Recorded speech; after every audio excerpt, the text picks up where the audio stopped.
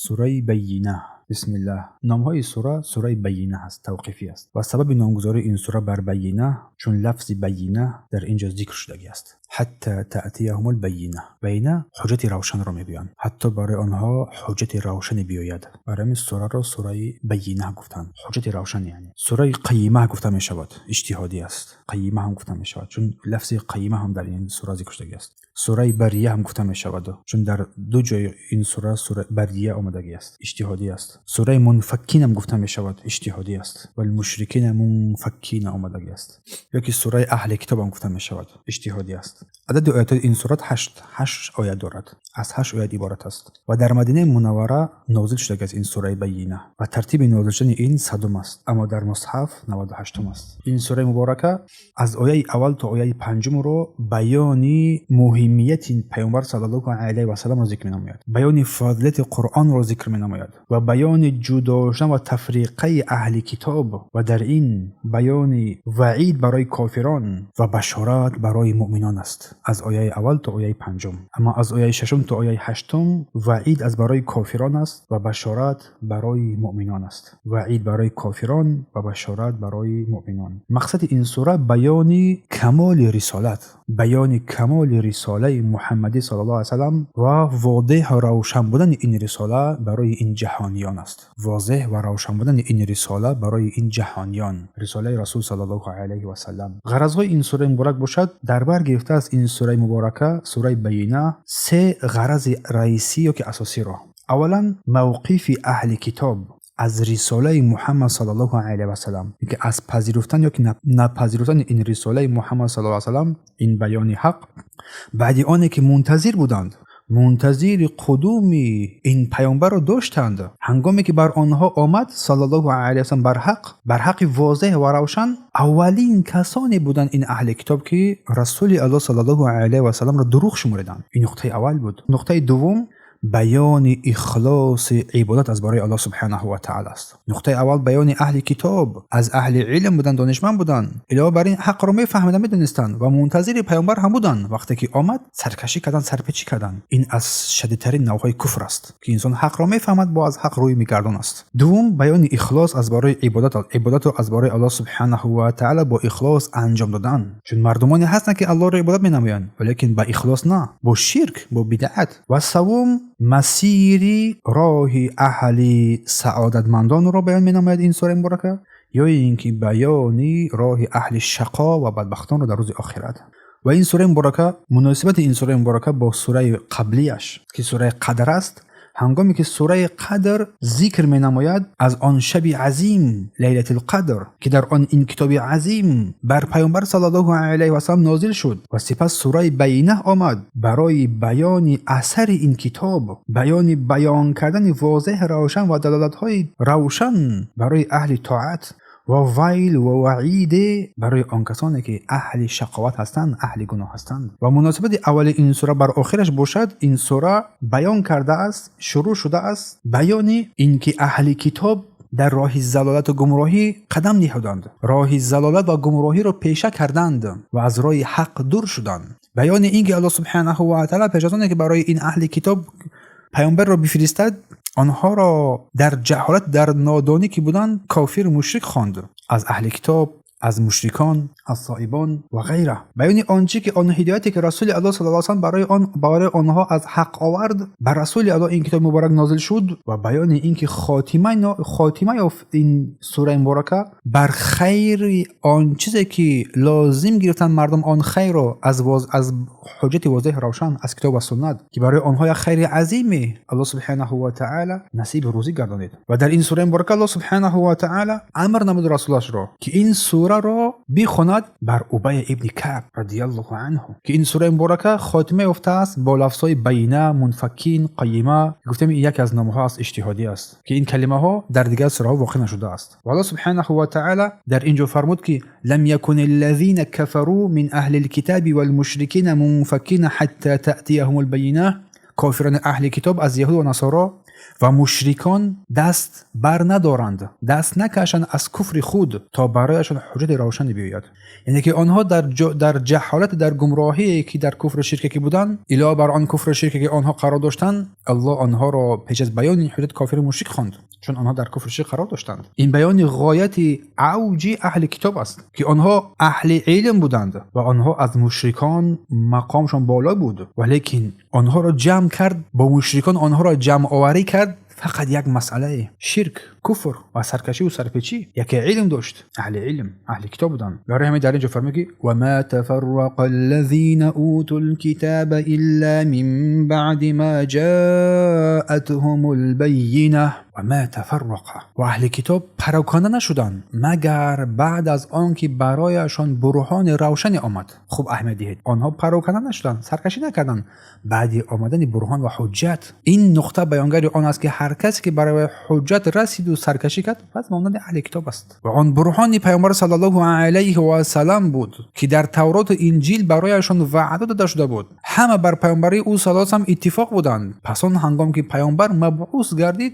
انکار کردند و پراکنده شدند و سرپیچی و سرکشی کردند. برای همین الله فرمود و ما امروا الا لیعبدوا الله مخلصین له الدین حنفاء. بود ذکر نمود که امر نکرده شدند این بندگان مگر اینکه الله را عبادت نمایند، الله را بر یگانگیش بشناسند، خالصانه او را عبادت نمایند که دین از آن او سبحانه و تعالی است، حنیف است. الله سبحانه و تعالی قید کرد امر را با عبادت و اخلاص که اخلاص این روح عبادت است. و ما امروا الا لیعبدوا الله مخلصین له الدین حنفاء. این نقطه خیلی عظیم است و آنان را فقط بر این فرمان دادند که الله را مخلصانه، کلمه مخلص خالصانه، ترک شرک، مخلصانه بپرستند. له الدین، در حالی که دین تمام عملها از او سبحانه و تعالی است، خالصانه باید او انجام بیابد، خالصانه انجام بیاد. پس انا همین آیه کریمه و ما امروا الا لیعبدوا الله مخلصین له الدین حنفاء دلیل است برای بیان واجب بودن نیت در عبادت ها با اخلاص و عمل. اخلاص که عمل قلب است. اخلاص اینه که انسان با آن عملی که انجام میدهد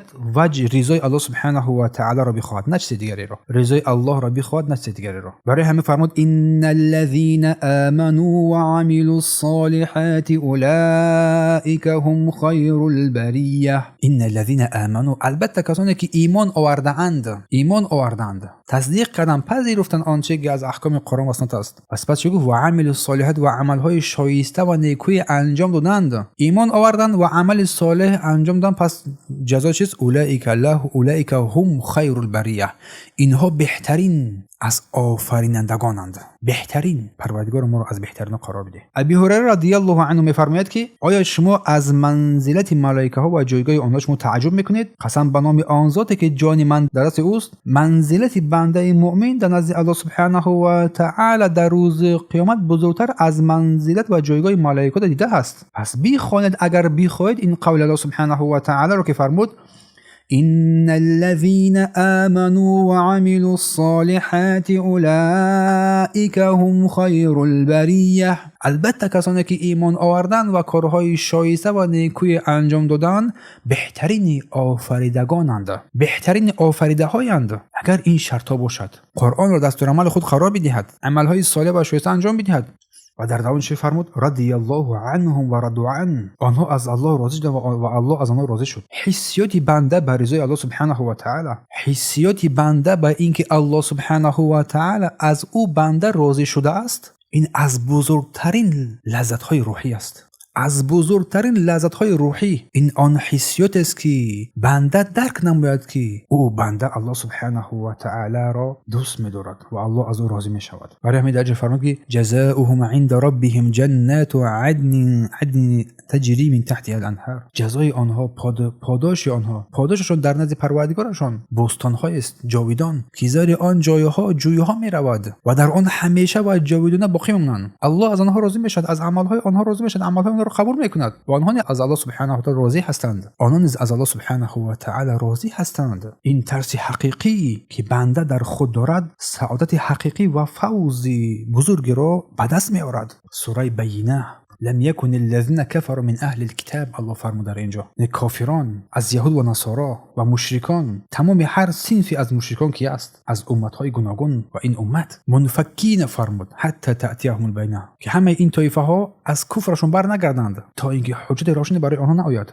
از کفرشون، از ضلالتشون، از آن کفر و ضلالتی که در آن هستند، که هنوز در آن کفر و ضلالت قرار دارند، که سالهای دراز است که در کفر و شرک و گمراهی قرار دارند، حتی تأتیهم البینه، حتی حجت واضح روشن، برهان قطعی. سپس الله این بینه، این حجت برهان روشن رو بیان کرد و فرمود رسول من الله. این حجت واضح روشن برهان یا رسول از جانب الله سبحانه و تعالی، الله او را فرستانید که مردم را به سوی حق دعوت میکند، کتاب را بر آن نازل کرد که بر آنها تلاوت نمود، که مردم حکمت را بشناسند، بر آنها تزکیه داد تا از ظلمات کفر و شرک و بدعت و معاصی آنها را بکشاند به سوی نوری روشن. برای همین گفت یتلو صحفا مطهره، بر آنها تلاوت نماید این صحیفه های پاکیزه ای را، حفظ شده ای را، که بین حق و باطل جدایی می اندازد، بین رای حق و رای شیطان جدایی می افکند، که این قرآن را دست نمی زند مگر شخصان پاکیزه، چون در این قرآن کلام بزرگ است. برای همین گفت فیها، در همین قرآن، در همین مصحف، کتب قیمه، خبرهای صادق است در این قرآن، امرهای عادلانه است که مردم را به سوی حق راهنمایی میکند، برای راست رهسپار مینماید. اگر این بینه، حجت واضح روشن برای آنها آمد، برای آنها برسد، به همین هنگام بیان میشود طلب کننده حق که قصد جز به سوی حق را ندارد، و هلاک میگردد کسی که این راه را ترک کرد و دیگر راهی را انتخاب کرد. اگر اهل کتاب و هر کی اگر به این رسول محمد ایمان آورد، پیچ از فرمان او سرپیچی کند، جز بدعت و ضلالت و کفر و شرک و عناد و سرکشی چیز دیگری نیست. و آنها تفریقه نشدن، اختلاف نکردن و به حزبها تقسیم نشدن، مگر الا من بعد ما جاءهم البینه، مگر بعد آنه که حجت برای آنها رسید. بیشتری از طایفه هنگامی که برای آنها حجت میرسد سپس سرکش میشوند، سپس سرکشی میکنند، سپس گمراه و بدبخت میشوند و بدبختی میکنند. آن حجتی که برای اهلش اجتماع را قرار میدهد، اتفاق را قرار میدهد، ولیکن آنها روی پیچی و سرپیچی کردند و در گمراهی سوار شدن و راه هدایت را ترک کردند. بصیره نداشتند چون کور بودند. الهی برای اینکه تمام کتاب ها برای یک چیز آمد، برای اصل یگانه اصل آمد، دین یگانه، امر شدن بر عبادت الله سبحانه و تعالی، نهی شدن از عبادت طاغوت. شریعت ها گوناگون بود ولیکن عبادت یک چیز بود، مخلصین له الدین، خالصانه، صادقانه تمام عبادت ها را در ظاهر و در باطن از برای الله انجام بدهند و بر او سبحانه و تعالی نزدیک بگردند. حنفا حنیف بود باشند، که از شرک و از کفر و از دینهای گوناگون مختلفی که امروز پیدا شده است، از همه آنها روی بگردند به سوی توحید الله سبحانه و تعالی، و نماز را بر پای بدارند و زکات مال را هم ادا نمایند. چون بعد توحید نماز است و زکات است. بعد توحید اگر نماز نبود پس توحید پذیرفته نمیشود، از بین میرود. برای همین چی فرمود؟ لیعبدوا الله مخلصین له الدین، لیعبدوا الله، تا که الله را خالصانه عبادت نمایند. عبادت نمایند الله را خالصانه، چون مردم زیادی هستند که الله را عبادت نمایند ولیکن اخلاص در آنها دیده نمیشود، اخلاصی ندارند. مخلصین گفت اخلاص این فضل و شرف است برای آن بنده ای که خالصانه هست. ذالک، ان همین توحید با اخلاص، ان همین دین است. کدام دین؟ ذالک دین القیم، ان دین قیم است، دین مستقیم است، آن دینی که تو را به سوی جنت های نعمت های عظیم میرساند، و هر کس اگر از این دین مستقیم روی گردان به سوی جهنم رهسپار میشود. سپس الله جزای کافران را بعد این ذکر نمود، بعد آنه که بیان حجت برای آنها را سرکشی کردند، جزای کافران ذکر نمود و فرمود که ان الذين كفروا من اهل الكتاب والمشركين في نار جهنم، بدرستی که اون کسانی که کافر شدند از اهل کتاب و مشرکان برای آنها آتش جهنم است، عذاب الهی در جهنم همه آنها را فرا میگیرد، بر آنها سخت میشود عقابش، خالدین فیها، در آنجا جاودانه باقی میمانند. آن کافران یک لحظه عذاب از آنها برداشته نمیشود و در آنجا جاودانه باقی میمانند. اولئک هم شر البریه، چون که اینها بدترین مخلوقات الله سبحانه و تعالی هستند، این سرکشان، این کافران و مشرکان، چون حق را فهمیدن و ترکش کردند و دنیا را به دست آوردند و آخرت را از دست دادند. و فرمود ان الذين آمنوا وعملوا الصالحات اولئک هم خیر البریه. به درستی که آن کسانی که ایمان آوردند و عملهای صالح و شایسته نیکو کردند اینها بهترین مردم هستند، بهترین مخلوقات الله هستند، چون که آنها الله را عبادت نمودند و حق را شناختند و نجات و کامیابی و سعادتمندی را در این دنیا فهمیدند و بر آن چنگ زدند و قدم گذاشتند. برای همین آخرت را هم از دست ندادند بلکه شایسته گشتند. جزاؤهم عند ربهم جنات عدن. جزای آنها در نزد الله جنت‌های گوناگون است که در آن دیگر جاودانه میمونند، دیگر از آن رانده نمیشوند، دیگر در آن تعب و سختی و مشقت‌های نیست. تجری من تحت الانهار. از زیر این جویها نهرهای جاری میشود. خالدین فیها. در آنجا دیگر جاودانه باقی میمونند ابدا. رضی الله عنه و رضوا عنه. الله از آنها راضی شد و آنها نیز از الله راضی شدند، چون این بندگان آن فرضیتی که بر دوش آنها واجب گردیده بود آن را انجام دادند. رضای الله را طلب کردند پیش از آن که رضای مردم و دیگران را بخواهند. برای همین الله سبحانه و تعالی از این نعمت آنها را بنصیب نکرد. ذالک. این جزای نیک لمن خشی ربه. از آن کسان است که از پروردگارشان ترسیدند. جزای این بندگان برای آنه که از پروردگارشان ترسیدند، یعنی کسی که از الله ترسید و از شرک و کفر و بدعت و ضلالت و گناه و معصیت روی گردانید و واجباتی که بر دوش بود آن را انجام داد، سپس سعادتمندی و نیکویی و خوشحالی و خوشبختی را دیگر به دست آورد و توفیق از جانب الله سبحانه و تعالی است. این است بیان تفسیر سوره بینه.